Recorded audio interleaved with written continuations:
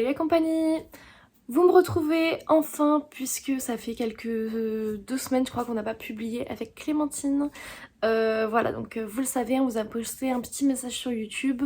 On a été prise par les événements. Moi vous savez que j'étais en plein de rendu de mémoire, de soutenance, de fin d'études.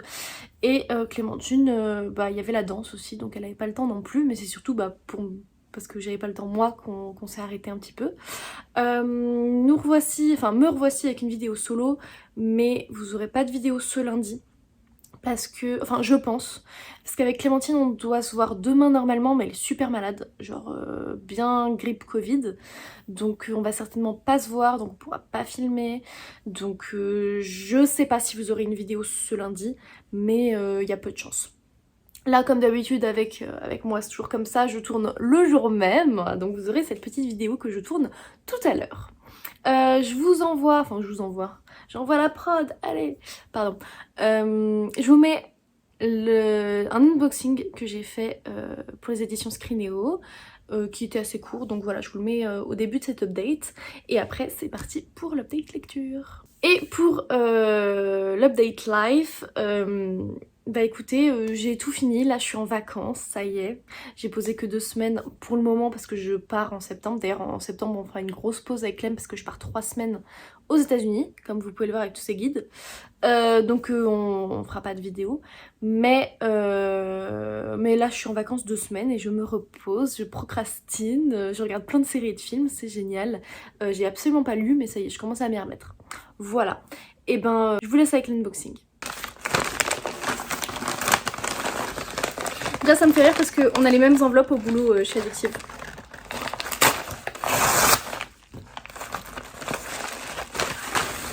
Ouh. Là il y a du papier de soie. Oh, c'est bien emballé.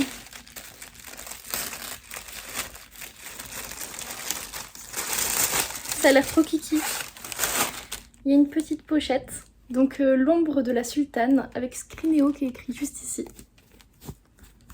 Je pense que ce serait une petite pochette sympa pour des bijoux par exemple. Pour quand je voyage. Et le bébé, je le trouve super beau. Il y a du brillant là sur l'arche. Ouh, il y a des débuts de chapitres qui sont sympas. Ah, j'ai un marque-page aussi. Il est trop beau. J'adore.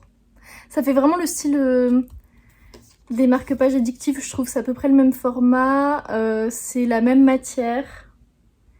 Il y a juste la tête de la personne qui est pas très proportionnelle qui a été réduite par rapport au bouquin. Bon, dommage. Mais trop canon. Regardez-moi ça. J'adore. Il y a plusieurs faces d'illustration. Du coup, ce roman fait 520 pages. À la fin, on a un lexique d'ailleurs. Voilà. Une romantaisie addictive dans un monde magique où se mêlent amour et intrigue politique. Il coûte 21,90 €. C'est l'histoire de Malia qui veut être la sultane, donc c'est la personne qui dirige, à la place de son frère, parce que c'est la princesse, mais apparemment je suppose que c'est soit le premier-né, soit que les hommes. Enfin bref, elle normalement n'est pas censée pouvoir être la sultane, sauf qu'elle trouve la lampe magique. Et donc elle a 3 vœux, donc c'est l'histoire du génie, mais du coup ça s'appelle le djinn, D-J-I-2-N. Je sais très bien, enfin je savais perso que le génie ça pouvait aussi s'appeler djinn. Donc là en gros si elle fait ça, elle est liée à vie, où sa vie est liée en tout cas à celle du djinn. Donc voilà, ça va être assez compliqué, sachant que elle a un pouvoir depuis qu'elle est toute petite. Elle a une ombre qui la suit, enfin c'est son ombre magique, et elle la refoule depuis son enfance, mais va-t-elle réussir à continuer à la dompter alors que cette ombre l'incite à commettre l'irrémédiable? Voilà, donc on a une romantaisie avec... Je sais pas si c'est un enemies to lovers vu que c'est son djinn, je sais pas trop quelle est la relation entre eux, mais en tout cas il y a de l'intrigue politique, je pense une proximité forcée, de la magie, des pouvoirs, et ça a l'air vraiment super sympa, sachant que je suppose que c'est du young adulte puisque c'est chez Screenéo, mais j'ai très envie de lire ça, voilà. Et c'est parti pour l'update lecture. On commence avec un service presse, il s'agit de The Agency for Scandal de Laura Wood aux éditions PKJ. Déjà j'aime trop l'objet livre, je le trouve super joli. On est sur une romance. Je dirais, il y a de la romance. Je sais pas si je dirais que c'est l'élément central. Ça se passe dans les années 1897 et en gros on suit une nana. Son père est mort, sa mère est très malade et en gros, enfin très malade. Elle est malade et du coup elle peut pas bouger de sa chambre. Et son frère, il est assez jeune, il est à l'école. Et du coup, c'est la seule femme, enfin, c'est la seule personne qui s'occupe de leur nom, de leur titre, de leur famille. Et c'est la seule à savoir qu'ils sont totalement ruinés. Du coup, il y a quelques années, elle a rejoint une sorte de club féministe qui espionne, qui tire des secrets, etc. pour sauver un peu les femmes de leur mari, qui soit violent aussi, ça, enfin bref. Et donc voilà, c'est un peu une espionne, on va dire. Et elle est un peu coup de foudre amoureuse depuis quelques années, je crois, pour un mec à qui elle a jamais vraiment parlé. Et là, il commence à y avoir une histoire pas nette, un peu louche, sur un vol de bijoux, où du coup, il y a un mec de politique qui se met à soupçonner, mais en même temps, le mec qu'elle aime bien, il a l'air d'être dans l'histoire. Enfin bref, ils vont peut-être faire équipe. Et bref, on est sur une histoire super... super, tout court finalement ça se suffit à lui-même, avec de la romance, avec de l'historique, puisque c'est le 19e siècle, avec, enfin fin du 19e quand même, avec un peu style Bridgerton, mais en même temps, pourquoi j'ai dit l'accent, enfin j'ai fait l'accent, bref. Mais en même temps c'est pas vraiment que de la romance, donc on a vraiment toute une intrigue aussi, c'est très féministe aussi, moi j'ai adoré, j'ai trouvé ça génial, enfin c'est vraiment en mode les femmes, on vaut tellement aussi bien que vous, pas meilleur, mais on vaut le même prix que vous, donc voilà. Parce que du coup, j'ai oublié de le dire, mais l'héroïne se fait passer pour un homme, généralement, pour pas qu'on l'embête. Et du coup, elle se déguise, etc. Enfin, c'est assez amusant. Mais ouais, non, j'ai beaucoup aimé ce livre. J'ai trouvé ça très intriguant, très intéressant. Il fait du coup moins de 400 pages et ça se lit très vite. Donc ouais, j'ai été assez embarquée dedans et je vous le recommande. Je sais que l'autrice a sorti d'autres romans sous un ciel d'or et sous une pluie d'argent, je crois. Oh là là, il y a le soleil qui arrive, je suis éblouie. J'ai les deux dans ma palle, il y en a un troisième aussi, mais j'ai que les deux premiers dans ma palle, que j'ai pas encore lu, c'est un peu style pareil, romance historique. Mais en tout cas ça me botte bien, ça a l'air très sympathique, donc je les lirai, puisque j'ai adoré celui-ci. Et c'est dommage parce que j'avais un événement pour rencontrer l'autrice, mais ça a été annulé. Voilà, parce qu'elle était malade je crois. J'ai également lu Ice Prince d'Aimée Bianca aux éditions Addictive, que j'ai piqué au travail et que j'ai eu du coup avec le marque-page et dédicacé. Tadam. D'ailleurs, donc Aimée Bianca, ça va avec Lou Garance, et ensemble elles font Aimer Lou. Voilà, comme ça vous avez le truc. Je les adore toutes les deux, enfin, c'est des amours, et j'aime beaucoup ce qu'elles écrivent, puisqu'elles ont écrit les Black Blossom, Royal Bodyguard et les frères Reynolds ensemble, et Esprit d'équipe aussi. Esprit d'équipe qui est dans ma palle. Et seule, elle a écrit Boss, Aimée Bianca. Et après Lou Garance, elle a écrit Can Keep a Secret, L'Infiltré et Foutu Coloc. J'ai lu presque tous leurs bouquins, il m'en manque très peu, puisqu'il ne m'en manque que un. Non, deux. Deux avec Esprit d'équipe. Bref, là on est sur une romance avec campus universitaire, avec frère de son meilleur ami, avec du deuil, avec une bucket list, avec du hockey, enfin il y a plein de tropes honnêtement. Et ça a été absolument incroyable, un gros coup de cœur, enfin j'ai adoré de A à Z, j'ai été plongée dedans, le soleil est en train de m'aveugler, voilà ce que je vous dis, zut de crotte. Mais du coup oui, en gros ça fait 4 ans que Zoé elle a perdu son meilleur ami, il est mort lors d'une soirée, il y a des flashbacks, on vous raconte comment ça a pu se passer. Mais elle essaie de se remettre depuis 4 ans de la mort de son meilleur ami avec qui elle était super proche. Et pour ça, elle décide de réaliser la bucket list qu'ils avaient faite ensemble. Et donc elle se retrouve dans la même université que le frère jumeau de son meilleur ami, qui est là et qui essaie lui aussi de se remettre vraiment de ce deuil finalement. Et ils vont finalement réaliser, je crois, ensemble cette bucket list. Je sais plus s'ils la font vraiment ensemble, mais en tout cas ils commencent à se reparler alors qu'ils s'étaient pas parlé depuis des années. Et voilà quoi. Mais non, c'était très touchant, c'était... Oh là là, c'était une très belle histoire. J'ai eu les larmes aux yeux plusieurs fois. Je crois que je l'ai lu en one shot en 24 heures, enfin je l'ai trop aimé. C'était ouais, très touchant, tout ce qui est flashback, tout ce qui est deuil, tout ce qui est bah, mon meilleur ami slash mon frère est mort. Donc ouais non, c'est hyper triste quand même. Sachant qu'en plus c'est écrit de la part d'une fille qui a une jumelle, donc je me dis waouh, genre ça doit être tellement genre atroce d'écrire ça. Moi tout ce qui est campus et hockey, j'adore, parce que du coup le mec fait du hockey et on en parle un petit peu. J'adore cette couverture d'ailleurs. L'objet livre, je le trouve magnifique. Enfin, et puis c'est grave ma couleur, ce rose-violet, une de mes couleurs préf. Et du coup voilà, donc il se passe pas mal de choses, il fait moins de 400 pages aussi. Et ouais non, je vous le recommande à fond, enfin les personnages ils ont su me toucher, la romance était incroyablement mignonne.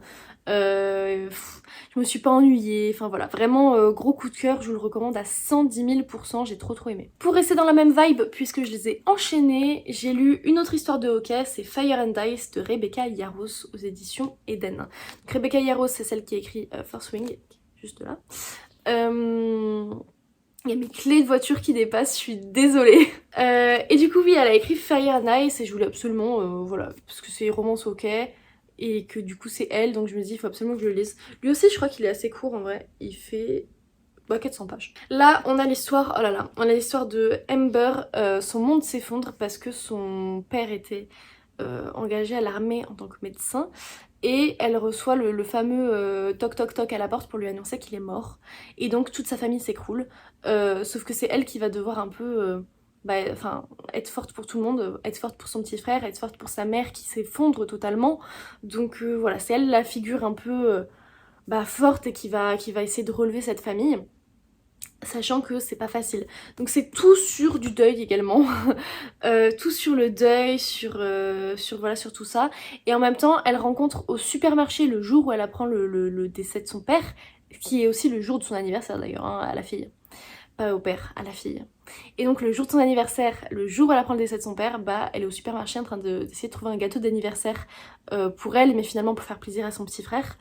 Elle croise ce mec sur qui elle avait un gros crush au lycée, qui était super célèbre, enfin célèbre, vous savez, genre populaire et tout. Et je crois qu'elle avait plus de monnaie et au final c'est lui qui lui en passe, enfin bref. Et donc ils se mettent à engager la conversation, il a l'air de se souvenir de qui elle est. Et au final, à partir de là, il va se rendre compte qu'elle a besoin d'aide et il va un peu plus la lâcher.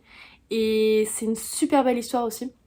Parce que du coup il va être là pour l'aider, pour essayer de lui apporter du soutien, pour voilà l'aider tout simplement.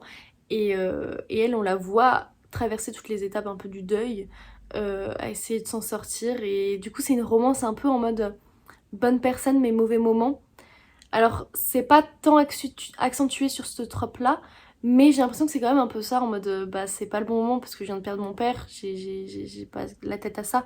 En même temps c'était tellement la bonne personne que voilà. Donc très très belle histoire, très triste. Honnêtement tu commences dès les premières pages, t'es en mode je me suis suicidée, genre très triste.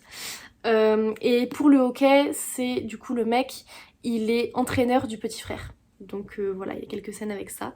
Oh là là, je revis, ça y est, le soleil s'est caché, je me vois à nouveau. Mais du coup voilà, c'était une bonne romance. J'ai moins aimé qu'Ice Prince qui m'a tellement touchée. Celui-là c'était triste mais ça m'a moins... J'ai moins été embarquée. Je l'ai lu très rapidement aussi parce que j'étais censée faire une lecture commune avec Bérénice, qui est ma supérieure à la communication chez Addictive, et on voulait faire une lecture commune dessus. Et en fait elle m'a totalement tracée, puisque j'avais à peine commencé les 10 premières pages, qu'elle en était page 250. Voilà, du coup c'était lecture commune mais pas très commune, mais du coup je l'ai lu quand même en un jour pour aller le plus vite possible. Et je venais de lire Ice Prince peu de temps avant, donc j'ai bien pu les comparer dans ma tête parce qu'il y a un peu les mêmes tropes quand même. Deuil, ok, pas campus universitaire, mais bref. Et du coup j'ai pu comparer et je sais que j'ai préféré Ice Prince, mais c'était quand même une très bonne romance, très poignante. J'ai lu le Quatuor des Smythe Smith, tome 1 et 2 de Julia Quinn aux éditions J'ai lu. J'étais clairement dans ma vibe Bridgerton avec la série, la saison 3. Oui, d'ailleurs on peut en parler dans les commentaires si vous voulez. J'ai l'impression que c'est plus un unpopular opinion d'avoir aimé, mais moi j'ai surkiffé. Surtout que la saison 2, j'aime pas Anthony, donc voilà. Mais la saison 3, j'aime tellement Pénélope et Colin que j'ai forcément kiffé. Et puis Pénélope est incroyable. Bref, j'étais dans ma vibe du coup romance historique, Julia Quinn, etc. Donc j'ai lu le Quatuor des Smythe Smith. Un peu déçue honnêtement parce que c'est clairement pas au même niveau que les Bridgerton à mes yeux. Donc t'as 2 tomes, en tout ça fait 666 pages, très précis je sais. Et on a du coup 2 romances, oh, je me souviens même plus, je sais qu'on a un meilleur ami du frère pour le deuxième, mais pour le premier je me souviens même plus. Honnêtement j'ai plus un sentiment global qui en ressort, où j'étais bah, un peu déçue, où c'était sympathique mais sans plus. Voilà, où ça casse pas trois pattes à un canard en fait. C'est vraiment, c'est sympa en petite lecture comme ça.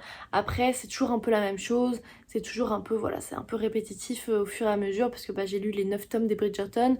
J'ai lu... euh, J'en ai lu d'autres. Ah oui, j'ai lu les Roquesby. Maintenant, je lis le Quatuor. Enfin, c'est un peu toujours la même chose. Après, ce que j'ai aimé, c'est que les Smile Smith, on les voit en fait dans les Bridgerton. Parce qu'ils font toujours un récital où du coup, ils font de la musique et tout. Ah oui, ça y est, je commence à me souvenir de la romance. C'est peut-être dans le premier où il y a meilleur ami du frère. Et dans le deuxième... Et oui, et après le frère il revient. Oui, c'est ça. Et du coup, c'est le frère, le héros du deuxième tome, avec une nounou. Et il veut tellement pas la lâcher, genre vraiment, enfin une gouvernante.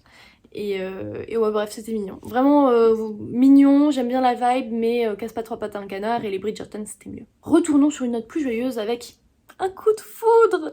Checkmate d'Ali Hazelwood chez Gallimard Jeunesse. J'ai tellement aimé, enfin je suis fan d'Ali Hazelwood. Je pense que c'est mon autrice de romance préférée avec Morgane Moncomble. Je suis totalement dingue de tout ce qu'elle écrit et là ça n'a pas fait exception. Et puis les couleurs de ce bouquin sont incroyables je trouve. Je trouve super joli. On est sur une romance avec 2 joueurs de échecs. Pourquoi 2 échecs? 2 joueurs d'échecs. Mallory, elle veut plus du tout jouer, sauf que sa meilleure amie, elle lui dit bon, rejoins-moi, c'est dans un parc, c'est un tout petit club, j'ai besoin d'une personne en plus, s'il te plaît, joue avec moi. Bon, du coup, sa meilleure amie, elle cède, elle se dit bon, très bien, je vais y aller. Et donc, Mallory, le problème, c'est que, bah, enfin, le problème, elle bat tout le monde, logique, vu que, bah, elle était très douée, elle a arrêté il y a quelques années, on sait que c'est en lien avec son père, mais on sait pas vraiment pourquoi, il me semble. Et donc, ça fait des années qu'elle a pas joué aux jeux d'échecs, mais elle était un peu experte, quoi. Et du coup, elle bat tout le monde, sauf qu'elle apprend après que la dernière personne qu'elle a battue, c'était le champion du monde. Voilà, bonne ambiance. Du coup, bah, il y a des personnes qui sont très intriguées, et au final, on l'embauche pour... je sais pas, c'est un peu style une école, en mode elle doit apprendre à faire les techniques, etc. pour après la mettre dans des championnats, et voilà. Et donc au final, elle va être formée pour ça et payée parce qu'elle a besoin d'argent, pareil, pour subvenir aux besoins de sa famille. Et, euh, et donc, elle va finir par recroiser ce mec qui est absolument, je sais pas obsédé, mais très intrigué par le fait qu'elle l'ait battu. Parce que lui, ça a été, enfin, ils ont à peu près le même âge et ils sont très très jeunes. Et lui, ça fait des années qu'il est champion du monde, donc il est un peu en mode genre, d'où elle sort celle-là, quoi. Et c'était une romance, mais tellement incroyable. Comme d'habitude, c'est un He Fall First. J'ai l'impression qu'elle ne fait que ça, Lizelwood. J'ai l'impression que c'est encore un book boyfriend, mais comme ça, enfin, il est incroyable le mec. C'est ce genre de bouquin où vous tombez amoureux du héros. Et je trouve qu'il est absolument incroyable, autant le mec que le livre, tout court. J'ai passé un excellent moment. Ça a fait, pareil, moins de 400 pages. Mais j'ai trop aimé ma lecture. Enfin, c'était que du bonheur. Je trouve que c'est super intriguant tout ce qui est lié aux échecs. Ça m'a fait beaucoup penser au jeu, enfin au jeu, à la série Le Jeu de la Dame, que j'ai d'ailleurs en livre dans ma palle, qu'il faudrait que je sorte un de ces quatre. Mais voilà, j'étais clairement dans la vibe, je trouvais ça trop sympathique, trop intéressant. Vous n'avez pas besoin de connaître les échecs pour lire, parce que bah moi je connais pas les échecs et ça m'a absorbé quand même, je trouve ça fascinant. C'est pas trop compliqué non plus, enfin voilà. Il y a peut-être une scène érotique qui est vue très rapidement vu que c'est classé dans le jeunesse, donc si vous êtes adolescent, vous pouvez totalement le lire, il n'y a pas de souci. Voilà, mais juste je vous le recommande à 110 000% parce que c'était un gros coup de cœur. Et pour finir sur une note moins bonne, puisque avis très mitigé sur Une danse avec le prince Faé d'Elise Kova aux éditions Big Bang. Bon, l'objet livre est absolument incroyable. Je trouve que Big Bang, bon, l'illustration est très moche, j'aime pas du tout les personnages. Mais Big Bang, ils font un travail de fou sur leurs livres. J'adore les objets livres de Big Bang. Celui-ci, c'est pas un service presse, je l'avais acheté moi-même, mais j'ai eu le tome suivant en service presse. Je vous en parlerai quand je l'aurai lu dans un prochain update. On a du coup 3 tomes sur 3 romances différentes. C'est même pas des réécritures de contes. J'avais ça en tête mais non. On retrouve un petit peu les personnages, mais surtout dans le tome 3 à mon avis on va les retrouver. Pas vraiment dans le tome 2, ni dans le tome 1. Là on change beaucoup de choses. On a un peu une réécriture de Cendrillon au début. Après on finit en réécriture de La Belle et la Bête. Et après on est juste dans de la fantaisie. Puisque la nana elle est un peu vendue par sa belle famille. Parce que vraiment truc typique de Cendrillon, demi-sœur, belle-mère, voilà. La belle-mère elle veut se débarrasser d'elle alors qu'elle faisait le ménage, blabla. Et du coup elle se retrouve à être mariée à un mec qu'elle connaît ni d'Adam ni d'Ève. Donc là, elle finit par être dans le château du mec. Là c'est clairement La Belle et la Bête. Lui il veut pas se montrer, elle ne peut pas le regarder. Enfin voilà, très La Belle et la Bête. Sachant que tout ça c'est dans les 100 premières pages. Hein. Et au final, il y a tout un truc mystérieux sur elle doit pas sortir dans la forêt, elle peut pas, elle entend des cris mais elle peut pas aller voir, enfin tout ça. Et il y a un truc mystérieux où elle a l'impression que le mec il lui dit que, je crois qu'il lui a dit qu'il était chasseur et en gros il lui dit qu'il va aller sur un truc et qu'il pourra peut-être pas revenir. Donc elle décide de le suivre et en fait elle apprend que c'est un fae, que c'est le prince fae. Et du coup elle est embarquée dans leur monde et donc là ça se barre clairement dans de la fantaisie. Donc la majorité du tome, du livre se passe dans un monde de fantaisie vraiment sans réécriture de conte. Il y a tout un truc de en fait elle lui a volé ses pouvoirs et du coup lui il essaie de les récupérer donc elle doit les aider lui et sa bande de joyeux copains, enfin bref voilà. Ça a mis très longtemps à m'intéresser honnêtement, plutôt vers 2/3, moitié 2/3. Ce qui est long hein, quand même parce qu'il fait 470 pages. Et ouais j'étais pas du tout embarquée dedans, pas du tout intéressée. En fait à chaque fois que je m'attachais à une atmosphère, ben on en changeait. Cendrillon, La Belle et la Bête, et après la fantaisie. Et la fantaisie, je trouvais pas ça hyper intéressant. Je trouve que le défaut de cette saga, c'est qu'on survole un petit peu la chose, sans vraiment la voir en profondeur, sans que ce soit vraiment intéressant. La romance, pareil, je la trouvais surcotée. Enfin, je sais pas si elle est surcotée, mais en tout cas, je la trouvais pas géniale. Donc voilà, très très déçue sur enfin, pas la plupart, mais bien 2/3 du bouquin. Après, ça a su plus me convaincre, mais ça casse pas trois pattes à un canard non plus, quoi. C'est sympathique à lire, c'est super beau pour l'objet livre, mais c'est clairement pas les best fantasy du monde. Donc très déçue parce que j'avais quand même plus aimé le premier tome, qui cassait pas trois pattes à un canard, mais qui était bien fait. Un peu en survol, c'était beaucoup plus romance que fantasy, mais sympathique. Là, on a quand même de la fantaisie, mais il manque ce truc, quoi. C'est un peu fade. On sait pas pourquoi, mais il manque quelque chose, c'est fade, on n'arrive pas à être embarqué dedans. Donc voilà, un peu déçue. De toute façon, je lirai le tome 3 vu que je l'ai reçu. Le tome 3, c'est avec des vampires. Sachant que dans ce monde-là, les vampires sont censés être disparus. Donc ça va être très intéressant, je pense. Voilà, donc je vous en dirai des nouvelles quand j'aurai lu le tome 3. Mais ce tome-ci, en tout cas, bah voilà, assez déçu quand même. Et je trouve aussi que les personnages ont commencé à tomber amoureux trop tôt. Donc voilà, assez décevant là-dessus. J'ai oublié quelques trucs à vous dire. Donc là, je voulais vous dire que c'est un peu l'héroïne qui est agaçante de temps en temps. Parce qu'on dirait qu'elle porte le poids du monde sur ses épaules. Et donc ça m'a un peu agacée. Surtout dans ses décisions parfois. Ici, bon, un peu le même truc, hein. Mais c'était quand même proche d'un coup de cœur. Mais j'ai pas été assez surprise par les rebondissements que j'avais déjà à demi devinés. Donc voilà, ça manque un petit peu de surprise. Mais il y a quand même des rebondissements d'ailleurs. Et ici, je voulais vous dire qu'il y avait eu plein de tensions entre les héros. Donc ça, j'avais surkiffé puisqu'ils s'interdisent un peu d'être l'un avec l'autre. Voilà, donc ça y est, j'ai regardé mes notes, j'ai tout rattrapé. J'ai fini cette update lecture, j'espère qu'il vous aura plu. Moi, il faut que j'aille le monter pour qu'il sorte aujourd'hui, en espérant qu'il sorte à l'heure. Voilà, donc j'espère que ce petit retour vous aura plu. D'ailleurs, on vous avait dit dans une vidéo précédente que bah voilà, on voulait pas trop partir, enfin moi je voulais pas trop partir pour une pause parce que je savais très bien qu'on allait faire chuter nos vues, qu'on allait perdre des abonnés. Et ben ça n'a pas manqué, on a perdu au moins 15 abonnés. Donc voilà, un peu déçue, mais ma santé mentale avait besoin de cette pause, mais j'avoue que c'est assez... ça fait mal au cœur quoi, quand t'as vraiment pas envie de faire une pause, que tu te déchires genre toute l'année, et que bah quand tu fais une pause bah, pour ta santé mentale et tes études, bah au final tu perds 15 abonnés d'un coup. Et 15 ça peut paraître vachement peu, parce que ça l'est un peu sur Instagram, c'est pas énorme, mais sur YouTube 15 abonnés, parfois ça peut nous prendre un mois pour gagner 15 abonnés. En un mois on fait quand même 8 vidéos quoi, donc bon. Tant pis, je vais pas me plaindre, c'est comme ça. J'espère que l'unboxing vous aura plu. En tout cas, je vais essayer de pas le lire dans trop longtemps, L'ombre de la sultane. Et j'étais très contente par tous ces livres que j'ai lus globalement. C'était quand même de très bonnes lectures. J'ai un peu de mal en ce moment, j'essaie de lire des trucs plus légers, plus... Enfin, pas forcément légers parce qu'il y a beaucoup de deuil, mais des romances. Ça se lit plus vite parce que bah, je sortais de panne de lecture. Et après là, je me suis un peu refourguée pendant 3 semaines. Donc j'essaie d'en ressortir à nouveau, mais c'est pas facile. Donc voilà.